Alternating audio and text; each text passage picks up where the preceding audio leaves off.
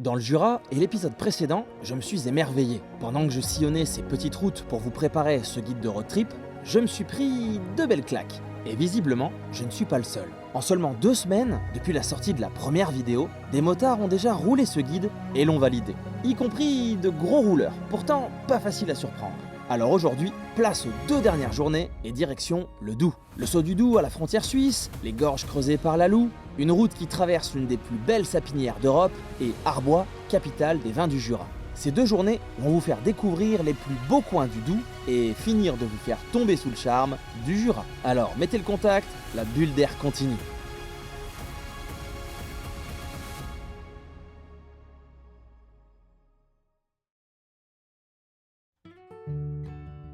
C'est dans une campagne typique du massif du Jura que vous débuterez cette seconde journée pour partir découvrir le Doubs. Est-ce que ça présage une bonne journée? Moi je dis oui. C'est mon intuition qui me dit ça. Franchement là dès le début, donc le village où on dort il est juste avant. En gros là on va se promener dans les bois. Si vous avez la chanson en tête, je suis désolé. Mais c'est tellement génial d'être dès le début en pleine nature. Une fois de plus vous n'avez pas les odeurs. Hein. Qu'est-ce que ça sent bon! Oh là là, c'est divin! Ça, c'est le petit-déj, ça! Celui-là, il me plaît bien.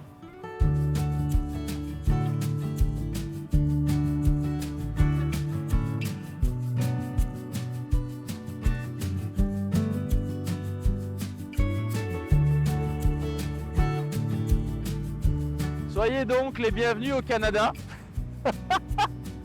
Mais c'est quoi ce décor incroyable? Avec les sapins de toutes les couleurs là. Oh, c'est magnifique.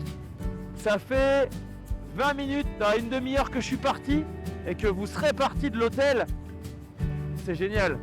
Alors dans le Jura, vous avez toute une collection de lacs.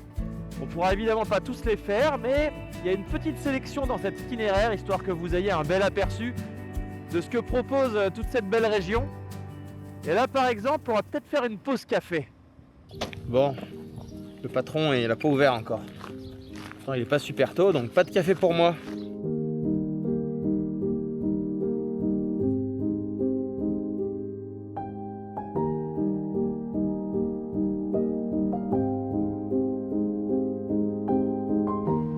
Bon là, je suis de nouveau sur un grand axe, pas pour longtemps, mais c'est pour traverser Pontarlier.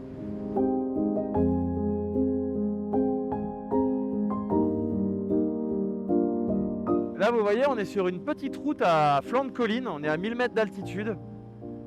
Et en fait, on baigne dans cette nature.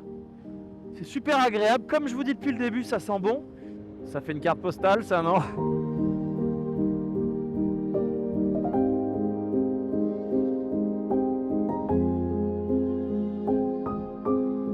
Eh bien, soyez les bienvenus en Suisse.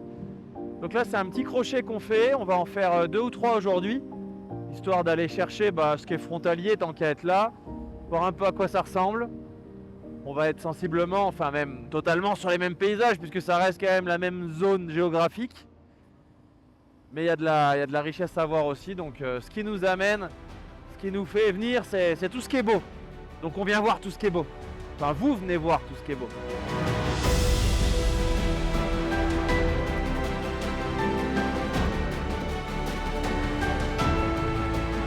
On vient de repasser la douane. On est de retour en France, ah oui. On reconnaît nos panneaux. On s'amuse à s'approcher du saut du Doubs de manière agréable. À la frontière entre la France et la Suisse, le saut du Doubs est l'un des sites naturels les plus emblématiques du massif du Jura. Il se passe quelque chose là, non? Il se passe un truc là, non? Qu'est-ce que c'est que ce truc? Là, on est en train de se rapprocher au plus près du saut du Doubs. Et sur cette petite route forestière, qui n'est pas le chemin conventionnel, je pense. Enfin, sinon, c'est par des parkings à pied et tout ça. Et là, on est en sens unique, on peut y aller. Et voilà le point de vue, quoi. C'est incroyablement beau. J'aurais jamais cru que c'était si beau que ça.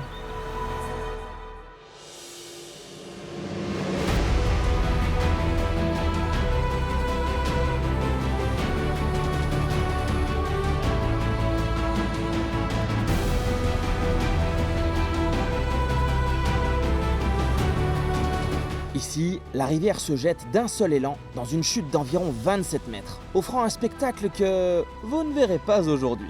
En effet, accessible uniquement à pied ou en bateau, pour rester sur le thème de la moto et ne pas faire quelques kilomètres à pied avec le matos, j'ai préféré vous proposer cette route à flanc de relief, qui surplombe certes de loin, mais qui offre cette carte postale plutôt sympa. Ouais, c'est quand même assez incroyable comme endroit. Ce qui est incroyable, c'est de se dire qu'on a encore le droit de venir là aussi.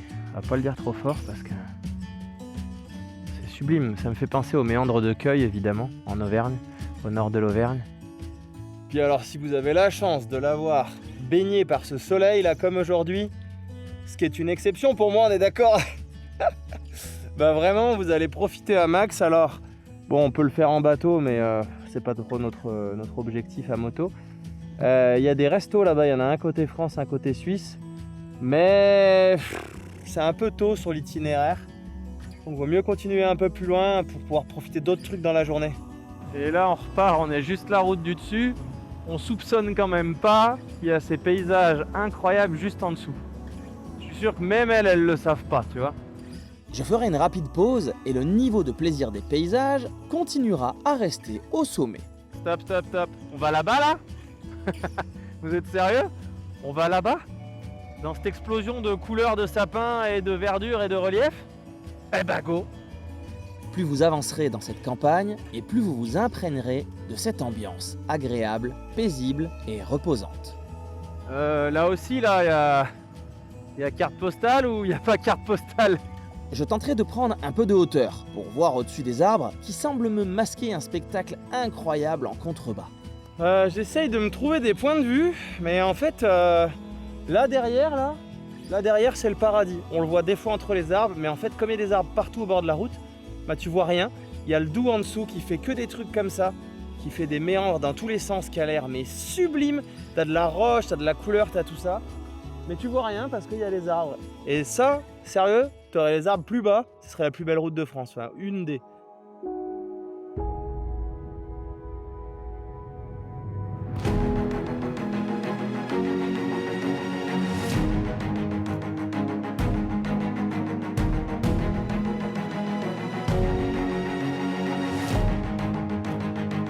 Et s'il suffisait de demander, hein? Mais voilà le point de vue. Ah, on est d'accord, c'est plutôt pas mal derrière, non? Alors, voilà qui va nous ramener en Suisse. Là, on est en Suisse. En bas, c'est le Doubs, qui fait un peu la frontière naturelle sur cette partie-là des pays. Et on va essayer d'aller se perdre dans tous les reliefs là-bas derrière, qui devraient nous donner encore de beaux paysages, de belles routes. Et puis on va retourner en France, on va rebricoler. Enfin, vous avez compris, hein, l'idée c'est vraiment que vous preniez un max de plaisir au guidon de la moto et que vous puissiez vous imprégner au maximum de toute cette nature, de toute cette ambiance qui est vraiment reposante. Et alors là pour le coup, je me demande vraiment comment ça va passer cette route. Mais où est-ce qu'elle va se faufiler?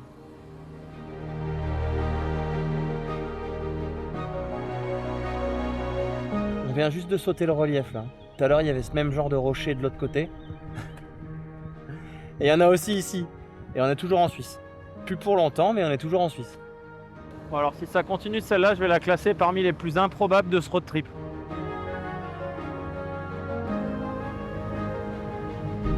La prairie enchantée. Rechargez-vous, rechargez-vous.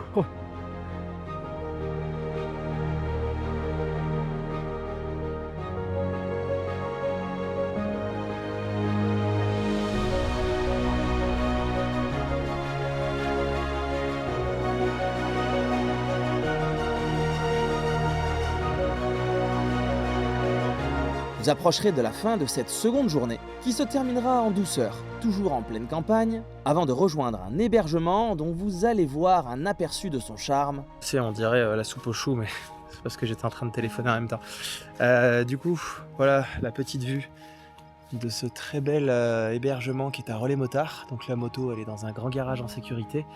Morteau est à 1 km, même pas. Voilà, là j'ai ma petite terrasse, je me suis prévu de quoi bouffer.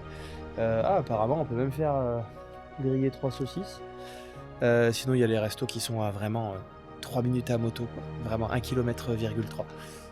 Donc moi, je vais profiter de la vue, de la fin de journée, et demain, on continue tranquillement l'exploration qui reste à faire sur la partie ouest Jura 2.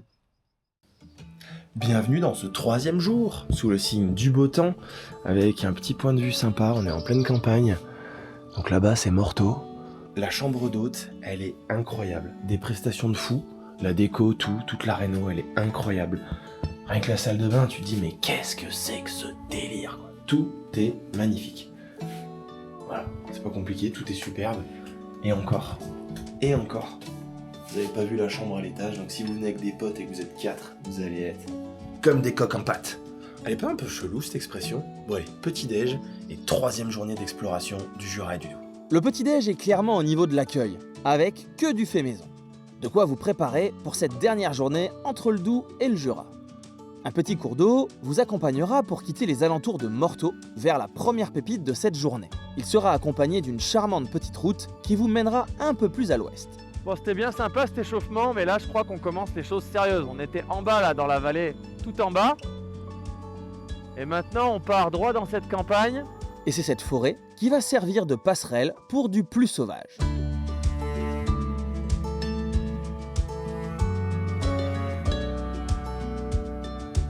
Cette matinée démarre plutôt bien. Là, pleine nature, juste les vaches, les beaux paysages, et vous sur les petites routes. Est-ce que ce programme vous intéresse ?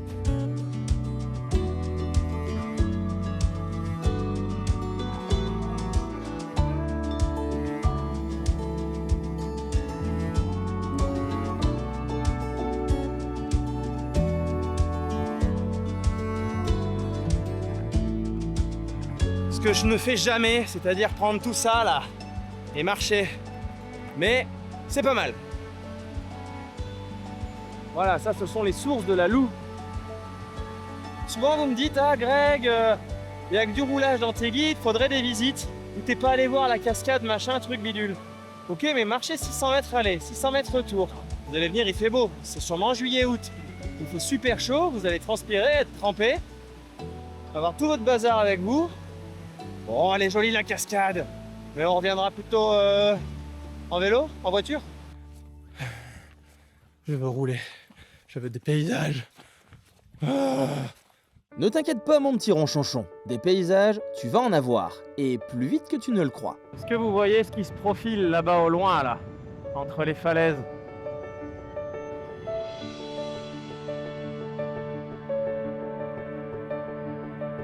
Faut quand même se dire qu'à vol d'oiseau, on est juste à quelques kilomètres des sources de la Loue où on était tout à l'heure.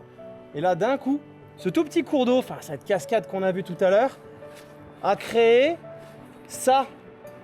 Bon, ça lui a pas pris 5 minutes, hein, mais c'est impressionnant, quoi. C'est vraiment magnifique. Et alors, ça pourrait faire penser un petit peu au célèbre belvédère des Templiers en Ardèche, mais c'est tout à fait différent parce que il y a ces arbres là jusque tout en haut des rochers qui ferait plutôt penser à quelque chose qu'on verrait en Asie. Ce spot, je le trouve assez dingue. Pendant des millions d'années, la Loue a patiemment sculpté ce paysage entre ces impressionnantes falaises calcaires.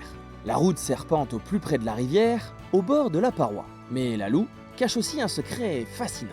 Contrairement à la plupart des rivières, elle ne naît pas simplement d'une source. Une partie de son eau provient du Doubs, qui disparaît sous terre avant de réapparaître plusieurs kilomètres plus loin grâce à un immense réseau souterrain creusé dans le calcaire. Un véritable labyrinthe naturel. Et cette connexion a été découverte de manière totalement inattendue. En 1901, après l'incendie d'une distillerie d'absinthe à Pontarlier, des milliers de litres d'alcool furent déversés dans le Doubs. Quelques jours plus tard, l'eau de la Loue prit à son tour une teinte verdâtre et une odeur d'absinthe. Une expérience grandeur nature qui a permis de démontrer que les deux rivières étaient bien reliées sous terre. On quitte l'itinéraire habituel pour reprendre l'habitude qu'il faut adopter ici. Grimper par de petites routes pour atteindre des plateaux dégagés en pleine verdure.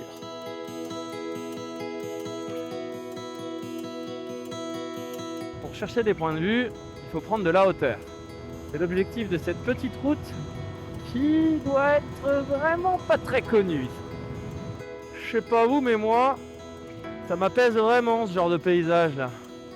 Je m'imaginerais bien sur une espèce de grosse moto, à cruiser comme on dit là, comme disent les jeunes. Vous emprunterez ensuite un classique ici. Une route qui ne traverse pas la forêt, elle en fait partie.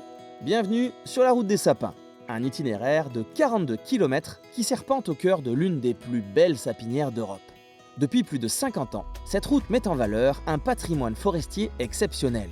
Ici, certains arbres dépassent les 45 mètres de hauteur et veillent sur ces forêts depuis plus de 2 siècles. Dans le Jura, les plus beaux arbres ne sont pas seulement protégés, ils sont élus. Depuis la fin du 19e siècle, les forestiers et les habitants désignent les sapins les plus remarquables de différents massifs qui reçoivent le titre de sapin président. Et cette forêt a aussi écrit une page de l'histoire de France. Dès le XVIIe siècle, les plus grands sapins de la forêt de Joux étaient sélectionnés pour fabriquer les mâts des navires de la marine royale. Ils étaient ensuite transportés jusqu'à la Loue avant de rejoindre les grands arsenaux du royaume. Quand on roule ici aujourd'hui, difficile d'imaginer que ces géants alimentaient autrefois la flotte de Louis XIV. J'avoue que celui-là, je l'ai pas vu venir quand même. J'étais tranquillement sur ma route au-dessus, là, forestière. Puis en contrebas, je vois table en bois, banc, tout ça. Et puis ce petit abri là, me dit mais quel est donc ce point de vue? Eh bien ce point de vue est un belvédère de dingue. Qu'est-ce que c'est beau ça. J'irai bien sur la route en bas aussi là. Puis il vous faudra sortir de la forêt pour rejoindre Arbois. Je suis passé chez la Reine Jeanne. Je ramène mes petits souvenirs. La célèbre cave de la Reine Jeanne est située en plein centre d'Arbois. C'est sans doute l'une des plus belles. Construite en 1322 pour les vins des comtes de Bourgogne, elle impressionne par ses voûtes majestueuses sous lesquelles vieillissent encore aujourd'hui les grandes cuvées jurassiennes. Si vous voulez goûter la palette de ce qui se fait en vin dans le Jura, ça se passe ici. Et vous serez surpris par les nouveaux vins vinifiés avec les méthodes traditionnelles. Franchement, j'étais raisonnable. La dernière fois en Sardaigne, j'en ai mis 6 dans la caisse. Allez hop, allons rouler.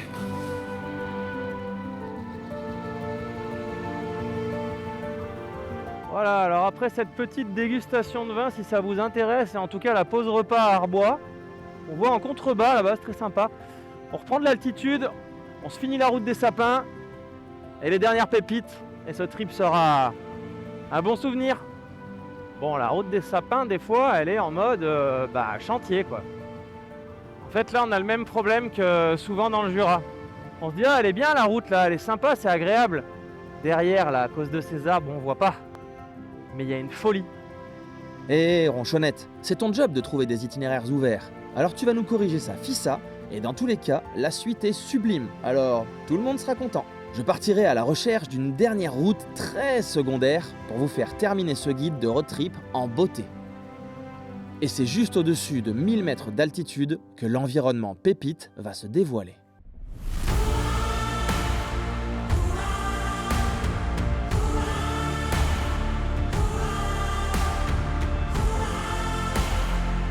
Laissez-moi là. Voilà, il y a un garage, il y a tout, il y a la terrasse. Laissez-moi là. C'est parfait, il y a une piste pour aller dans la montagne. Il y a carte postale là encore, non? Avec les montagnes au loin, mais elle est géniale cette route. Alors quand je vous disais qu'il fallait me laisser là, voilà ça c'est une bulle d'air. Il n'y a que les vaches là-bas. La route qui passe tranquillou, personne. Et puis les champs, et surtout au loin, les reliefs. Le tableau il est formidable, hein. Je ne sais pas ce que vous en pensez, mais voilà, jusqu'à la dernière minute, ce trip il vous aura proposé une bulle d'air, et j'espère qu'il vous aura fait du bien.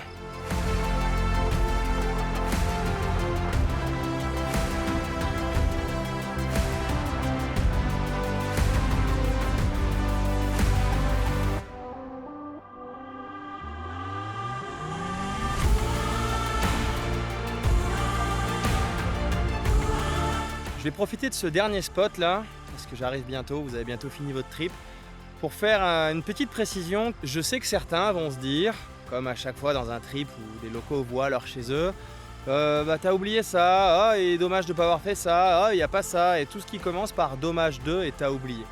En fait, il faut savoir que tout ne rentre pas, c'est un trip de 3 jours, comme les autres trips, c'est un format particulier. On est à moto. Donc on n'a pas forcément envie de faire comme ce matin, un quart d'heure de marche, transpirer et compagnie, et le faire 4 fois par jour pour aller voir toutes les cascades du coin, tous les points de vue, tous les belvédères. Donc il y a des choix à faire, et malheureusement, c'est pas des choix faciles. On est bien d'accord. Il y a tellement de belles choses à voir dans cette région.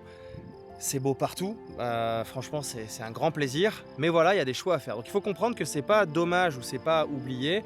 Des points sur la carte, il y en avait des centaines, mais il y a des choix à faire. Et puis, quand on parle d'une région et qu'on dit il y a ça à faire, il y a ça à faire, c'est bien, mais là on est en road trip moto.